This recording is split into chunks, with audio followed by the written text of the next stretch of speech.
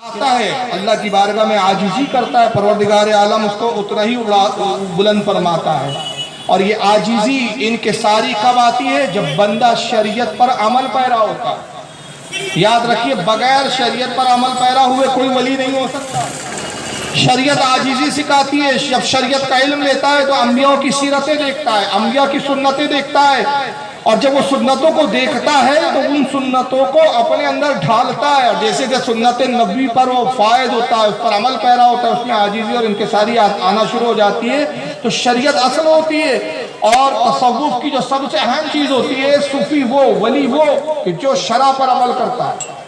खुद नबी करीम सल्लल्लाहु अलैहि वसल्लम की हदीस पाक है कि अल्लाह के नबी ने इरशाद फरमाया कि ऐ लोगों, अगर किसी को आसमान में उड़ता हुआ देखो और पानी पर चलता हुआ देखो, उसको वली ना समझो। किसी को आसमान में उड़ता हुआ देखो, पानी पे चलता हुआ देखो, उसको वली ना समझो तब तक कि जब तक ये ना देख लो कि मेरी सुन्नतों पर अमल पैरा है या नहीं।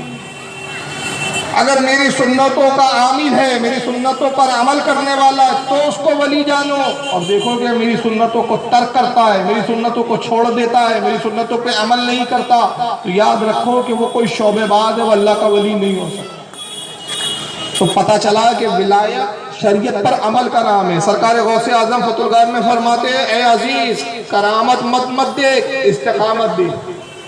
करामत विलायत का मेयार नहीं है, बल्कि विलायत का मेयार क्या होता है? इस्तिकामत, मजबूती, तकवा, परहेजगारी। लेकिन आज हमारी कैफियत क्या है? हमारे नज़दीक वली कौन? वली वो होता है कि जो इधर हाथ डाले तो अंगूठी निकाल ले, इधर हाथ डाले तो संतरा निकाल दिया। संतरा निकाल दिया, बहुत बड़े पहुंचे हुए वली है। दो चार छुपी हुई बातें बता दी, अरे भाई वाह, वली साहब तो इल्म गैब भी जानते हैं। शरीयत पे भले अमल ना हो, दाढ़ी साफ है, कहा दाढ़ी क्यों नहीं रखते? तो कहा साहब वो दाढ़ी तो मौलाना का काम है। अरे खबीर, मौलाना का काम है कि नबी का काम है? तूने नबी की सुन्नत को छोड़ दिया, तू कहां से वली बन गया? मौलाना रूम फरमाते, कारे शैतान मी कुलत नामश वली गर ई वली तो लानत बर वली। काम शैतान के करता है और बोलता मैं अल्लाह का वली हूँ। अगर इसी का नाम विलायत है तो ऐसी विलायत पर हजारों लानतें फटका। बेशक बेशक। तो विलायत शरीयत पर अमल करने का नाम है। हजरत सैयदना जुनैद बगदादी रहमतुल्लाह अलैह, कौन है ये? गौसे पाक के दादा पीर है, वो फरमा रहे हैं। और उसको लिख कौन रहे हैं? हजरत मोहम्मद बिन अबी बकर, जिनका मशहूर नाम फरीदुद्दीन अत्तार रहमतुल्लाह अलैह, 627 हिजरी में जिनका इंतकाल हुआ, 627 जिनकी विसाल की तारीख है। तज़किरतुल औलिया सफ़ा नंबर 212 पर जुनैद बगदादी रहमतुल्लाह अलैह का कौल नकल करते फरमाते कि सूफी वो है, अल्लाह का वली वो है जो अल्लाह रसूल की इस तरह इताअत करे कि एक हाथ में उसके कुरान हो और दूसरे हाथ में हदीस रसूल हो। अंगूठिया ना हो, क्या हो उसके हाथ में? एक हाथ में अल्लाह की किताब, किताब से मतलब ही नहीं कि एक किताब हदीस बुखारी पकड़ लिया और एक हाथ में कुरान पकड़ लिया और का वली हो गए। मतलब कुरान पर भी अमल करता हो और हदीस रसूल पर भी अमल करता हो। तो उसके हाथ में कुरान और हदीस हो, अंगूठियां ना हो। पता चला ये हाथ में 10 अंगूठी, ये हाथ में 10 अंगूठी, क्या है बाबा होने की आपकी सिफत? 12 अंगूठियां, 11 अंगूठियां। हमने कहा जब 11 अंगूठियां हैं तो आप धोते कैसे? और ये अटक जाता होगा तो आपके लिए तारा ठीक नहीं है यार। जोर से लग गई, पता चला अंगूठियां निकालने में पाजामा गंदा कर दिया आपने। तो ये कौन सी विलायत है भाई? ये कौन सी बाबागिरी है? अल्लाह के नबी की तो हदीस है, आका ने कहा एक अंगूठी पहनो मर्द के लिए, एक अंगूठी, वो भी कौन सी? चांदी की, एक नग वाली, 4.5 माशा से ज्यादा वजन की ना हो। एक साहबी आए, उन्होंने पीतल की अंगूठी पहनी हुई थी। आका ने फरमाया क्या बात है तेरे हाथों में? मैं देवताओं का जेवर देख रहा हूँ। उन्होंने वो अंगूठी फेंक दी। दूसरे दिन सोने की अंगूठी पहन कर आए, गालिबन पहले दिन सोने की आए। तो उन्होंने फरमाया क्या बात है? मैं जहन्नमियों का जेवर तेरे हाथ में देख रहा हूँ। उसको भी उन्होंने फेंक दिया। फिर अर्ज किया अल्लाह के नबी क्या मैं अंगूठी ना पहनूं? फरमाया कि अगर तुझे अंगूठी पहनने का शौक हो, तेरा जी चाहे तो एक चांदी की अंगूठी एक नग वाली बना और उसको 4.5 माशा वजन से ज्यादा ना करना। बेशक सुभान अल्लाह। तो नबी फरमा रहे एक अंगूठी, एक से ज्यादा नहीं। पहनने वाला साहबी के हाथ में जब अंगूठी हुजूर ने गवारा ना की, तो इस बेवकूफ वली के हाथ में 12 अंगूठी हुजूर कैसे गवारा करेंगे? तो कुरान हदीस तो नहीं है, अंगूठियां हैं और इसी को विलायत बता रहे। कहा भाई वली क्या? कहा ये अकीक है, ये फुला है, ये फिरोजा है, ये अमका है, ये ढमका है। तो आपकी विलायत क्या है? सारा कमाल तो इन नगों के अंदर आ गया, तो आप क्या है भाई? आप जादूगर गोगा है? कौन है आप? भाई वली वो जो शरीयत पर अमल करे। और इसकी तारीफ आला हज़रत फाजिल बरेलवी ने कितनी अच्छी बयान की। फरमाया कि सुनो, ये जो शरीयत मारिफत हकीकत की बातें कर रहे हैं ना, 2-4 जुमले बड़े बड़े रट लिए और उसी को सुना के वो रोब डालते। कहा भाई आप शरीयत पे अमल क्यों नहीं करते? काम ये हम तरीकत पे फायज हैं। अरे भाई आप नमाज नहीं पढ़ते सूफी साहब? कहा भाई हमारी नमाज तो अर्श आजम पर हो जाती है, खाने काबा में हो जाती है। तो खाने काबा दूर है कि मस्जिद दूर है? बोलो क्या कौन सी जगह दूर है भाई? अर्श आजम तो बहुत दूर है। तो आप इतने दूर क्यों तकलीफ उठा रहे भाई जी? यहीं चले जाइए ना।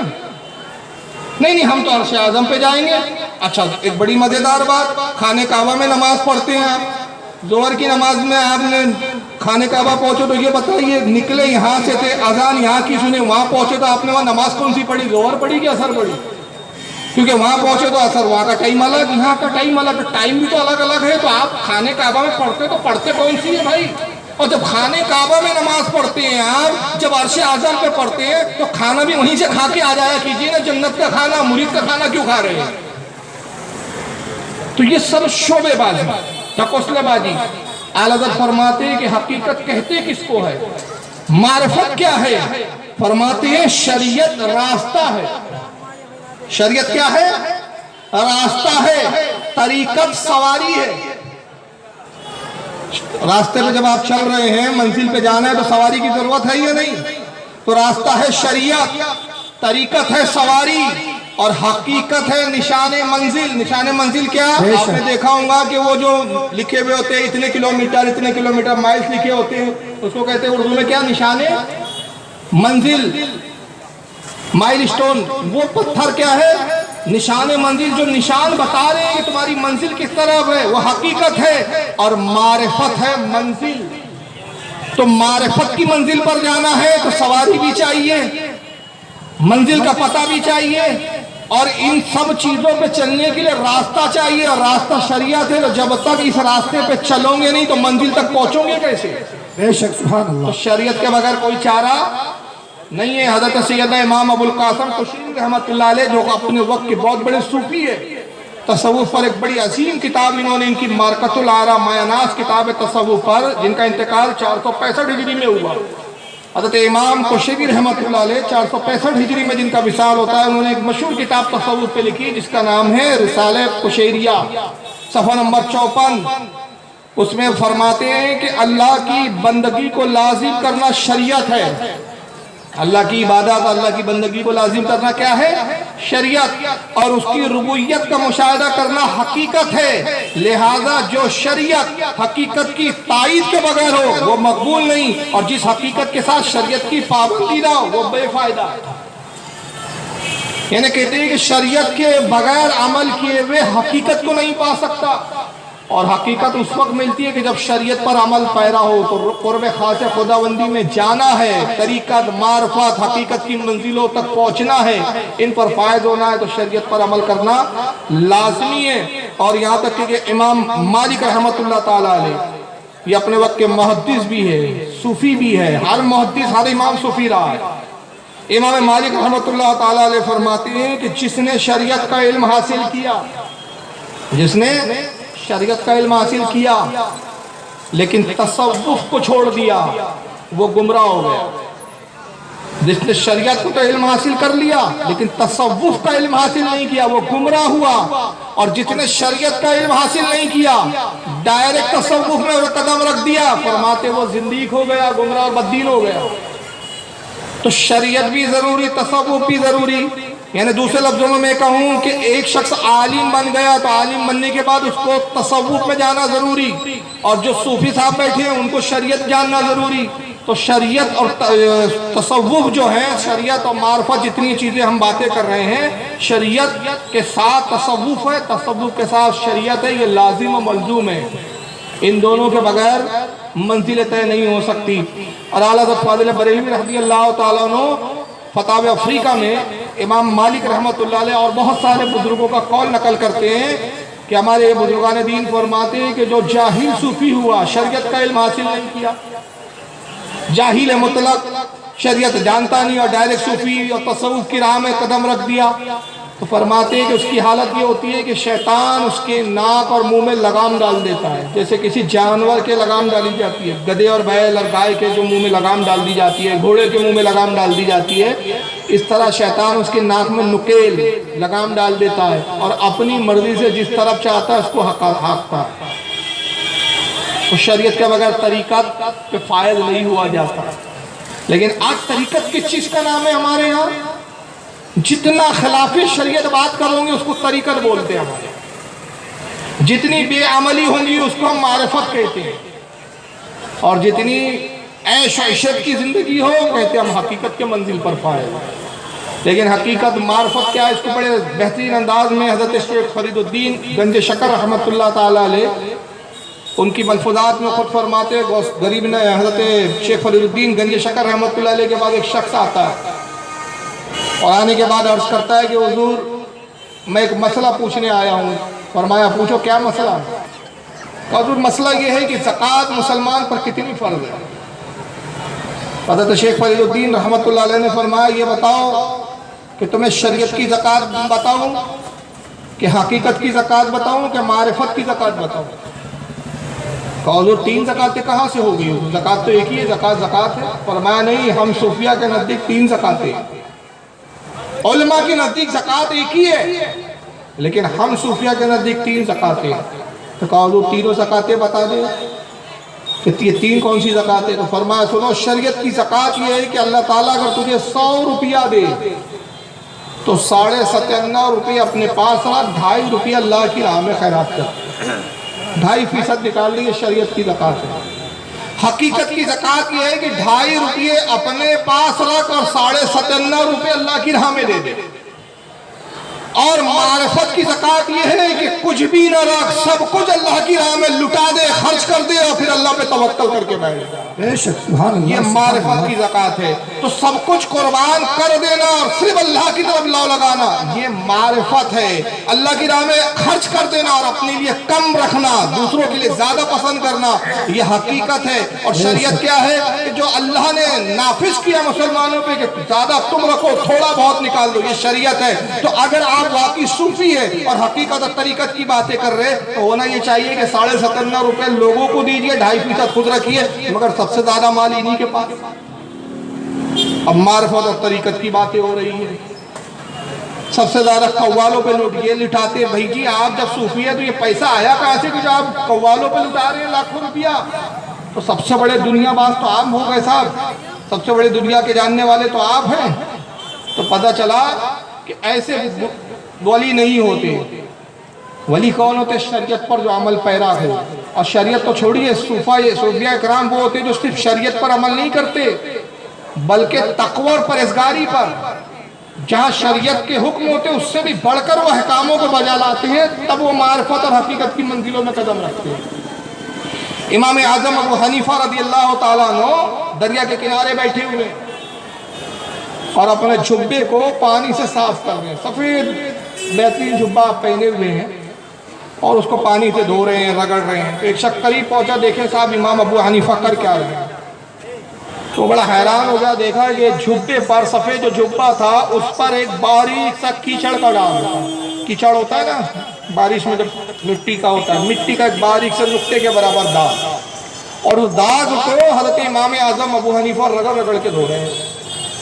उसने कहा इमाम बड़ी अजीब बात है, एक तरफ तो आप खुद फतवा देते हैं कि अगर कोई नापाकी एक सिक्के से, एक दिरहम के कम हो मिकदार में, जो एक दिरहम एक सिक्के का साइज होता है उससे अगर कम मिकदार में कपड़े पे नापाकी लग जाए तो वो कपड़ा पाक माना जाएगा, उसमें नमाज इबादत की जाए तो कबूल हो जाती है। जब आपका ये फतवा मौजूद है तो ताज्जुब की बात है कि एक बारीक सी कीचड़ की छींट, एक बारीक सा दाग आ गया, उसको आप धो रहे हैं, जबकि आप ही का ये फतवा है। तो इमाम आज़म ने क्या जवाब दिया? फरमाया जी सुन, वो फतवा है, ये तकवा है। तो फतवा क्या होता है? शरीयत पर अमल कर लो, और तकवा उससे बढ़कर चीज होती है।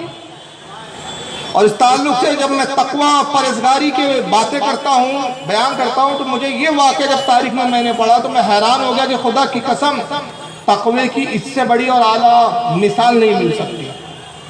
और वो क्या है कि हज़रत इमाम अहमद इब्न हम्बल रज़ी अल्लाह ताला अन्हु उनके एक साहबजादे थे, उनका नाम था शेख सालेह। इमाम अहमद इब्न हम्बल के साहबजादे थे। इस्फान करके एक इलाका था, वहाँ बादशाह ने उनको वजीर बना दिया, काज़ी कज़ा का ओहदा दे दिया। तो इमाम अहमद इब्न हम्बल ने उनको मना किया, फरमाया कि बादशाह का वो ओहदा ठुकरा दो, इसलिए कि बादशाह जो तुम्हें तनख्वाह देगा ये वो तनख्वाह होती है जो लोगों से जुल्म और जबर के साथ ली जाती है। लोगों से जो बादशाह टैक्स वसूल करते हैं ये जबर और जुल्म के साथ वसूल करते हैं, तो ये बादशाह के लिए खुद ये रकम जो जुल्म से हासिल की गई हलाल नहीं, और वही रकम तुम्हें तनख्वाह में देगा तो तुम्हारे लिए हलाल नहीं। तो हज़रत शेख साले को हज़रत इमाम अहमद इब्न हम्बल ने बहुत समझाया।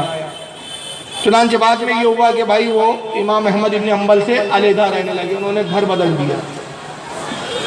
एक मरतबा इमाम अहमद इब्न हम्बल रज़ी अल्लाह ताला अन्हु अपने घर मतलब उनके ग़ुलाम ने अपने आका के लिए रोटियां तैयार करनी चाहिए। ग़ुलाम खाना पकाता था, तो जब उसने आटा निकाला गूंदने के लिए तो उसमें डालने के लिए नमक नहीं था, नमक ख़त्म हो गया था घर में। और जाहिर सी बात है, आप जानते हैं कि आटे में जो नमक डाला जाता है रोटी बनाते वक्त वो कितना होता है, बहुत कम, एक चुटकी बराबर, बस थोड़ा सा लेके उस पर डाल देते हैं, यानी बहुत ज़्यादा नमक नहीं डाला जाता, चुटकी भर 2 चुटकी डाला जाता है। बन इस बार इसके जो सालन और दूसरी चीज़ों में डालते हैं हमारे यहाँ नमक, उससे बहुत कम मिकदार में होता है, उतना भी नमक दस्तियाब नहीं था। तो इमाम अहमद इब्न हम्बल के ग़ुलाम के दिल में ख्याल आया कि घर में नमक नहीं, आका है ही नहीं कि उनसे पैसा लूँ, रकम लूँ और नमक ला लूँ। तो चलो ऐसा करते हैं कि हज़रत सालेह का घर करीब है, वहाँ जाते हैं, उसकी कनीज से उधार ले आते हैं। उनकी वो पहुँचा ग़ुलाम और हज़रत सालेह की कनीज से उसने मुलाकात की, कहा कि तुम मुझे जानती हो, मैं इमाम अहमद इब्न हम्बल तुम्हारे आका के वालिद का ग़ुलाम हूँ। कहा मैं जानती हूँ। कहा मैं आर्जी तौर पर उधार कुछ नमक दे दो, हमारे आका जब नमक लाएंगे हम नमक तुम्हारा लौटा देंगे। उसने कहा ठीक है। उसने बहुत सारा इनको नमक दे दिया ग़ुलाम को। ग़ुलाम साहब आए नमक लेकर और आटे में वो चुटकी भर नमक डाला, रोटी बनाई, रोटी तैयार हुई। इमाम अहमद इब्न हम्बल तशरीफ़ लाए, दस्तरखान पे जैसी रोटी रखी, इमाम अहमद इब्न हम्बल ने रोटी का निवाला लिया, तोड़ा और जैसी मुँह के करीब लाया एक जुमला बेसाख्ता ज़बान से फरमाया, रख दिया। और जुमला क्या था? कहा इसमें किसी गैर के नमक की बू आती है। कौन सी नाक थी भाई ये? अरे यहाँ तो इतना हराम हम कटार जा रहे हैं, बू ही नहीं आ रही है हराम और हलाल की, और यहाँ ये तकवे वाली नाक, वो तसव्वुफाना नाक, वो सुफियत वाली नाक कि जिसने नमक की बू महसूस कर ली। हमें तो ऐसा 10 किलो नमक भी सुना के बोला जाए तो हम उसकी बू महसूस नहीं कर सकते। ये बुजुर्गों की निगाह थी, ये उनके तकवे परहेज़गारी का आलम था कि उस आटे में जो गैर का नमक है वो भी जान गया। फरमाया इसमें गैर के नमक की बू आती है। ग़ुलाम बता ये नमक तूने कहाँ से लाया जो आटे में डाला गया? तो ग़ुलाम ने बड़े अदब से अर्ज़ किया, हुज़ूर ये आप ही के साहबज़ादे हज़रत शेख सालेह के घर का नमक है। फरमाया ये रोटी मेरे लिए हलाल है, इसलिए कि इस रोटी में वो नमक पड़ा है कि जो बादशाह की तनख्वाह से आया है, उस माल से, बादशाह के माल से आया है जो जुल्म जबर से हासिल किया जाता है। ये रोटी मेरे लिए हलाल नहीं। ये कह के आपने वो रोटी को छोड़ दिया और फरमाया सुनो ये रिस्कुल्लाह है, अल्लाह का रिस्क है, इसको फेंकना दुरुस्त नहीं, जायज़ नहीं, ये मेरे लिए दुरुस्त नहीं है, मेरा तकवा इजाज़त नहीं देता कि मैं इस रोटी को खाऊं, लेकिन ये दूसरे के लिए तो मुबार हलाल है, ज़रूरतमंद तो इसको खा सकते हैं। ग़ुलाम इसको फेंको मत, ज़ाया मत करो, इसको अपने पास रख, और कोई साइल मांगने वाला आ जाए तो उसको रोटी दे देना, मगर खबरदार खबरदार, मैं तुझे नसीहत और वसीयत करता हूँ कि जब तू किसी साइल मांगने वाले को रोटी दे तो उसको आगाह कर देना, बता देना कि इसमें आटा तो अहमद इब्न हम्बल का है और इसमें नमक शेख सालेह का। अब अगर वो कबूल करे तो देना, कबूल ना करे तो मत देना। ये नसीहत की और आप फिर अपने कामों में मसरूफ हो गए। रोटी रखी रही, इत्तेफाक से कोई साइल नहीं आया, यहाँ तक कि कई दिन गुजर गए, बल्कि यहाँ तक आता है रिवायतों में कि 40 दिन का अरसा गुजर गया और कोई मांगने वाला नहीं आया। रोटी सूख कर बिल्कुल कड़क हो गई, फिर उसमें कुछ फफूंदे लग गए और एक अजीब किस्म की बू आने लगी। एक दिन इमाम अहमद इब्न हम्बल रज़ी अल्लाह ताला अन्हु अपने घर में दाखिल हुए तो वो जो रोटी की एक हल्की सी बू महसूस हो रही थी सड़न की वजह से, वो बू महसूस नहीं हुई। ग़ुलाम से कहा बता वो बू नहीं आ रही है, वो रोटी का क्या हुआ जो खराब हो गई थी, किसी के खाने लायक नहीं थी, उसका क्या किया तूने? कहा हुज़ूर आज मैंने रोटी को देखा, बर्तन में जो रखा था तो वो इस लायक ही नहीं थी कि किसी जानवर को खिलाया जाए या किसी इंसान को खिलाया जाए, उसमें बड़ी अजीब बू थी। मैंने उस रोटी को उठाया और दरिया दजला में फेंक दिया, मैं दरिया दजला में उसको फेंक आया। जैसे इमाम अहमद इब्न हम्बल ने सुना, अपने सर को पकड़ लिया। का अफसोस, तूने वो काम किया जो तुझे नहीं करना चाहिए था। अगर तू मुझे पूछ लेता, मुझसे दरियाफ्त करता, खुदा की कसम मैं तुझे ये हुक्म देता कि ज़मीन खोद कर उसको दफन कर दे। अब तूने दरिया दजला में डाल दिया, न जाने किस मछली ने उस रोटी को खाया हुआ। खुदा की कसम, अब दरिया दजला की मछलियां मेरे लिए हलाल नहीं। रावी कहते हैं कि पूरी जिंदगी गुजर गई और फिर इमाम अहमद इब्न हम्बल ने पूरी जिंदगी में कभी मछली खाई सिर्फ इस ख्याल से कहीं ऐसा ना हो कि वो दरिया दजला की वही मछली मेरे दस्तरखान पर ना आ जाए जिसने उस रोटी को खाया। अंदाजा लगाइए, तक़वा और परहेज़गारी की इससे बड़ी कोई मिसाल मिल सकती है? ये हकीकत में सूफिया होते थे, ये हकीकत में तरीक़त और मार्फत के मानने और जानने वाले होते थे, ये तसव्वुफ़ के मानने वाले होते थे। मगर आज तो ऐसे भी हमने बुजुर्गों को देखा, बुजुर्ग कहलाते हैं मगर सटारियों का ठहरे हुए, उनको यही होश नहीं कि भाई ये इसका धंधा क्या है, हम खा किसका रहे हैं, पी किसका रहे हैं, माल किसका इस्तेमाल कर रहे हैं। हराम काम की आमदनी है उसके यहाँ, और पीर साहब बैठ के दादे ऐशो इशरत वहाँ वसूल कर रहे हैं, ऐशो इशरत की जिंदगी गुजार रहे हैं। याद रखिए, ये तसव्वुफ नहीं, ऐसे लोग वली नहीं, बल्कि क्या है, ऐसे लोगों के बारे में इमाम मालिक रहमतुल्लाह फरमाते हैं कि जिसने शरीयत को छोड़ा वो जिंदगी है, वो हकीकी मायने में तो वो मुसलमान भी नहीं है, तो वली तो बहुत दूर की बात है भाई। और ऐसा नहीं है कि इस जमाने में ऐसे वलियों की किल्लत है। मैं आपको इसी दौर के एक आलिम दीन का वाक़या सुनाना चाहता हूँ, और अल्लाह का फजल है कि उनसे सिर्फ एक मरतबा हमारी मुलाकात हुई। नाम से बहुत सारे लोग वाकिफ़ होंगे, लेकिन शायद उनके तक़वे से आप वाकिफ़ नहीं। मैं बात कर रहा हूँ हज़रत फ़क़ीह मिल्लत हज़रत अल्लामा मौलाना मुफ्ती जलालुद्दीन अमजदी रहमतुल्लाह ताला अलैह, फतावे अमजदिया जिनकी किताब है, इस दौर के आलिम है। अल्हम्दुलिल्लाह हमारी मुलाकात हुई, उनके साहबजादे से भी दिल्ली में मेरी मुलाकात हुई। मुफ्ती जलालुद्दीन अमजदी साहब के तक़वे के बहुत सारे वाक़या किताबों में मिलते हैं। फतावे फैज़ुर रसील उनकी बड़ी मशहूर फतावे की किताब है। अल्लामा अरशदुल क़ादरी साहब के शागिर्द हैं, और मेरे ख्याल से बहुत सारे लोग ऐसे लोग भी हैं जिन्होंने अल्लामा अरशदुल क़ादरी को भी देखा हो। एक मरतबा उनके ख़ास मुरीद हैं मौलाना जाबिर शम्स, आपके बम्बई से ताल्लुक़, मेरे घर पे तशरीफ लाए। एक मरतबा किसी काम के सिलसिले में आना हुआ, उनके शागिर्द रहे, तो मुफ्ती जलालुद्दीन अमजदी साहब की बात निकल गई। तो मैंने हज़रत से अर्ज़ किया कि मैंने कहा हज़रत मैं एक सवाल करना चाहता हूँ, आप उनकी शागिर्दी में रहे, उनके ताल्लुक़ से बहुत सारे वाक़यात मैंने पढ़े, किताबों में लिखे जाते हैं। तो जिस तरह की उनके तक़वे परहेज़गारी की बातें की जाती है, तो ऐसा मालूम होता है जैसे आज से 1300 और 1200 साल पहले किसी बुज़ुर्ग की बात कर रहे हैं। तो मुझे यकीन नहीं होता कहीं ये मुबालगा आराई तो नहीं है, बड़ा चढ़ा के किसी पीर को पेश करने का तो मामला नहीं है कि इस ज़माने में कोई इतना मुत्तकी हो सकता है, इस ज़माने में। तो जब मैंने सवाल किया तो उनको हैरानी हुई और वो रोने लगे, आंखों में उनके आंसू आ गए। अब कहने लगे फारूक रज़वी साहब, आप जैसा शख्स ये सवाल कर रहा है तो मुझे बड़ी हैरानी हो रही है। आप तो माशाल्लाह अच्छे अच्छे उलमा से आपके ताल्लुकात हैं, मुलाकातें हैं, और आप तो इन चीज़ों को जानते हैं, मगर आप क्या शक करते हैं मुफ्ती जलालुद्दीन अमजदी साहब अलैहि रहमत के तक़वे परहेज़गारी पर? मैंने कहा नहीं, मैं शक नहीं कर रहा हूँ, मुझे ये महसूस होता है वो मुत्तकी रहे होंगे, लेकिन मैं ये अर्ज़ कर रहा हूँ कि चाहने वाले बहुत कुछ बड़ा चढ़ा के लिख देते हैं। तो मुझे ये महसूस होता है कि मुबालगे से काम लिया गया। तो उन्होंने एक जुमला कहा कि फारूक रज़वी साहब, मामला ये है कि जो कुछ उनके तक़वे के बारे में लिखा गया है, किताबों में छपा है, उनके तक़वे का वो 25% भी नहीं है। 75% तो लोगों ने लिखा ही नहीं अभी। और कहा कि सुनो, अब मैं अपना एक वाक़या चश्मदीद सुनाता हूँ कि मैंने अपने उस्तादों में ऐसा मुत्तकी कोई उस्ताद नहीं देखा। मुफ्ती जलालुद्दीन अमजदी रहमतुल्लाह अलैह की तरफ रज़ा एकेडमी आपकी बम्बई की, उन्होंने उनको फतावे फैज़ुर रसूल अपनी ज़िंदगी में 30,000 के करीब उन्होंने फतावे दिए, और उनको रज़ा अवार्ड से भी नवाजा गया था बम्बई के अंदर ही। ये दौर के आलिम की मैं बात कर रहा हूँ, ज़्यादा अरसा नहीं हुआ उनके विसाल को। तो कहते हैं कि मैं अपना एक वाक़या बताता हूँ, इससे आप उनके तक़वे का अंदाज़ा लगाइए कि दारुल इफ्ता में हज़रत फतवा नवीसी का काम करते थे। तो मदरसे की तरफ से कलम भी दिया जाता है, जैसे एक ऑफिस होता है तो ऑफिस में सारे होते हैं भाई, कागजात है, कलम है, चिपकाने के लिए गम, गोंद वगैरह, फ्री कॉल की बॉटलें, ये सब इंतज़ाम होते हैं, टिकट वगैरह सब होते हैं।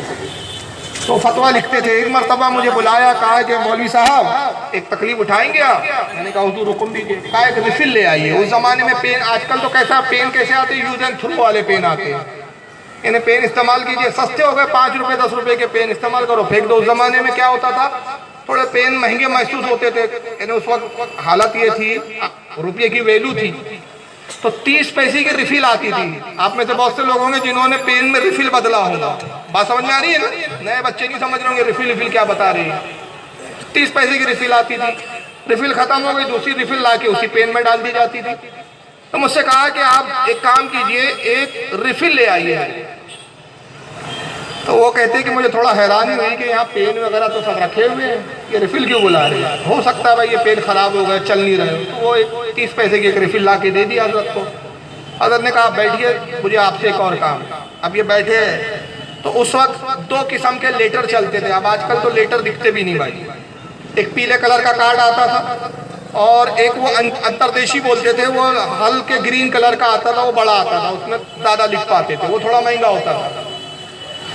अंतरदेशी जो कार्ड होता था उस पर टिकट लगानी पड़ती थी, और पीले कार्ड था उसको टिकट की जरूरत ही नहीं, उसकी वैल्यू टिकट के बराबर होती थी। लिखिए और डायरेक्ट पोस्ट कर दीजिए। तो कहते हैं कि उन्होंने अंतरदेशी पे लिखा, बहुत देर तक लिखते रहे, और जब लिख चुके तो फिर जेब से उन्होंने गोंद की बोतल निकाली, गम की बोतल, और उसको लगाया, चिपकाया। फिर दूसरे जेब से एक टिकट निकाली, टिकट चिपकाया, और फिर लिख चुके तो फिर वो पेन को खोला, साहब रिफिल निकाली, एक कागज में लपटा, रिफिल जेब में रख ली, और पुरानी रिफिल जो निकाल के रख दिए तो वो रिफिल फिर उसी पेन में डाल दी। और कहा मौलाना आप इसको पोस्ट कर दीजिए। तो मौलाना शम्स जाबिर साहब हैरान, का हजरत एक बात समझ में नहीं आई, ये रिफिल ख़राब हो गई तो आप इसको दोबारा पेन में क्यों डाल रहे हैं? कहा मौलवी साहब ये रिफिल अच्छी है, ख़राब नहीं हुई। तो कहा हजरत फिर दूसरी क्यों बुलाया?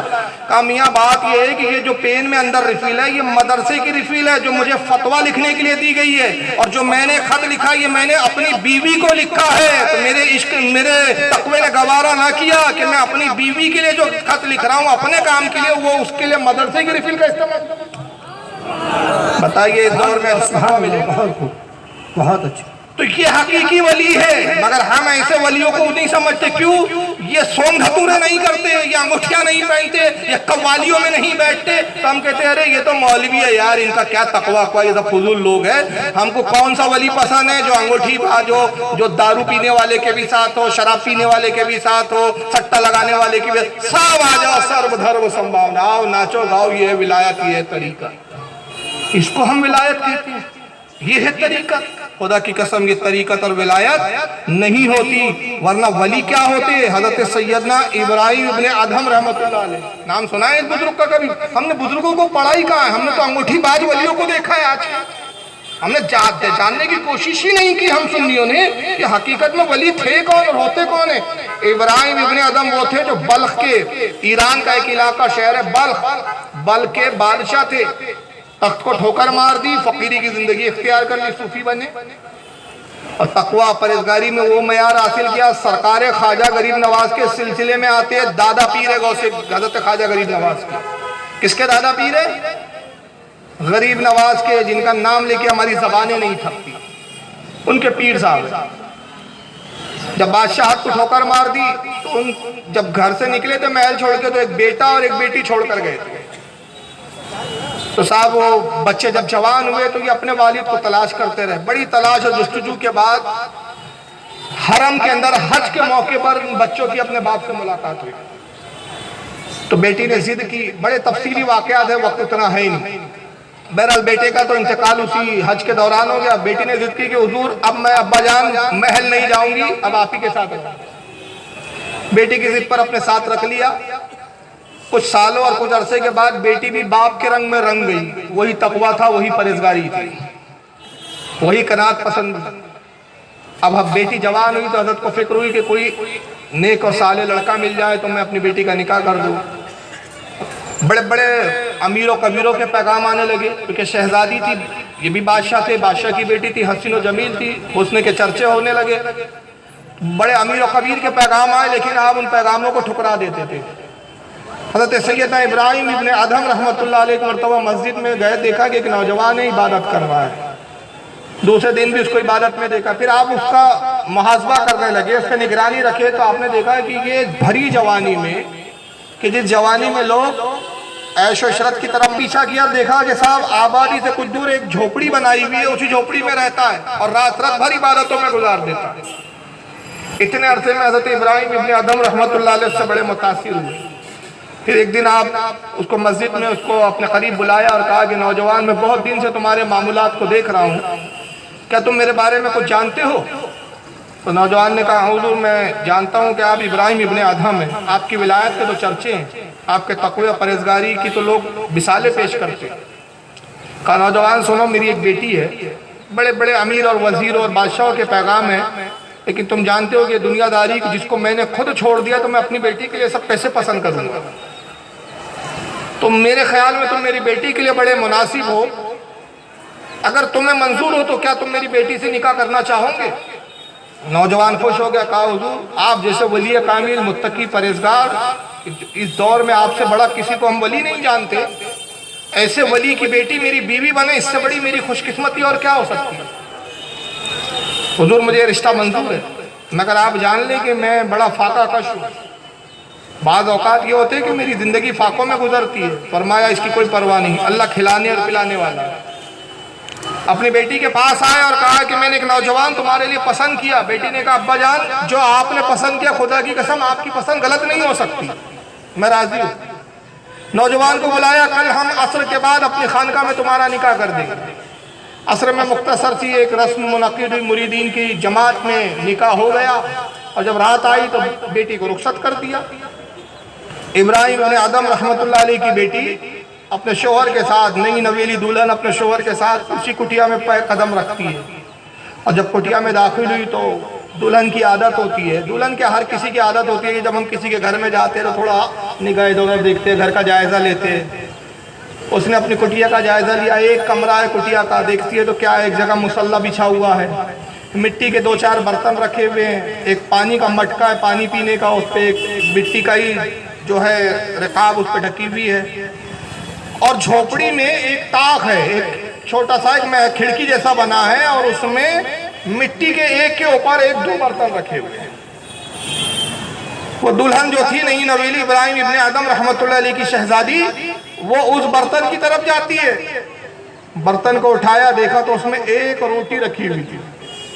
अपने शोहर से पूछा, कहा क्या मेरे शोहर नामदार, ये बताएंगे रोटी कैसी है? तो शोहर कहते हैं, वो नौजवान कहता है कि शहजादी, ऐ बिनते इब्राहिम इब्ने अदम, ज़रा सुनिए, मामला ये है कि मैं रोज़ाना सिर्फ इतनी मजदूरी करता हूँ कि एक वक्त का खाने का इंतज़ाम हो जाए और एक वक्त जो मेरी ग़िज़ा है वो एक रोटी है। एक रोटी में मेरा पेट भर जाता है। तो एक रोटी मैंने हासिल की, लेकिन इत्तेफाक से ये हुआ कि कल मैंने कुछ ज़्यादा मजदूरी कर ली, तो जो कुछ मुझे आमदनी हुई उससे मैंने 2 रोटियां ये सोचकर खरीद ली कि एक दिन मजदूरी नहीं करूंगा, एक रोटी आज खा लूंगा और एक रोटी दूसरे दिन खा लूंगा। इत्तेफाक की बात कि मैं मजदूरी करके 2 रोटी लेकर आया, फिर मस्जिद में गया, आपके वालिद ने रिश्ते की बात छेड़ दी और आज तुम मेरी दुल्हन बनकर आई। तो गोया ये अल्लाह की तरफ से था कि एक रोटी इसलिए शायद कल मैंने जायद जो है खरीद ली थी कि तुम आज दुल्हन बन के आने वाली थी, ये दूसरी रोटी वो है जो कल मैंने ज्यादा खरीद ली। जैसी दुल्हन ने सुना, शहजादी ने सुना, कहा कि आप मुझे मेरे वालिद के घर छोड़ दीजिए, खुदा की कसम मैं इस घर में 1 मिनट भी नहीं रह सकता।